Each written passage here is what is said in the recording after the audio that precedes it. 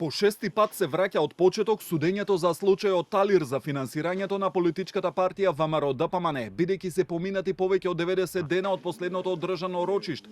Според закон судењето треба да почне од почеток. На денешното рочиште, кое се одложи поради отсуство на еден од адвокатите, обвинителката Ленче Ристоска достави коригирано обвинение бидејќи настапи застарување на кривичното дело злоупотреба на службената положба за двајца обвинети, екс-премиерот Никола Груевски и поранешниот секретар на влада Кирил Божиновски.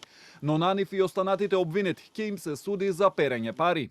Во конкретниот случај настапена е застареност на предикатното кривично дело, односно на кривичното дело злоупотреба на службената положба и овластување, поради истек на законските рокови за застареност и измените на кривичниот законник кои што беа донесени во 2023 година.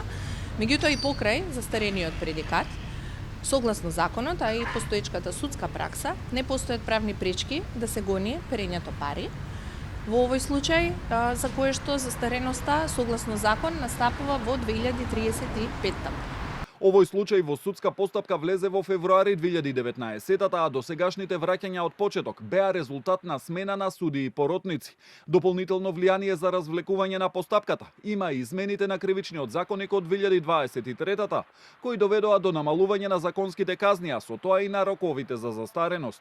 И со едно дело кое сега на обвинетите им се става на товар, обвинителството е уверено дека поседуваат цврсти докази. Денешното одлагање практично значи дека судењето нареден пат треба да почне повторно од почеток, по шести пат. И би рекла дека во овој случај доказната стратегија на обвинетите, меѓу другото, е фокусирана на одложување на оваа постапка, бидејќи само преку застареност можат да одбегнат одговорност, бидејќи се работи за предмет за кој самите се свесни дека обвинителството поседува цврсти докази.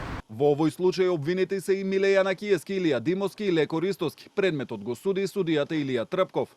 Инаку обвинителката Ристоска соопшти дека поднела тужба против ВМРО-ДПМН, ги користи, како што рече, сите институционални механизми кои се на располагање и дека е недозволиво било кој обвинето лице да врши притисок врз јавен обвинител. Таа претходно побаре јавно извинување од премиерот Христијан Мицкоски поради навреди, дисквалификации изнесени во интервју, а од владата порачаа дека премиерот не ја споменал обвинителката. За овој случај Ристоска достави известување до Советот на јавните обвинители, од каде најавија дека ќе го разгледаат на седница.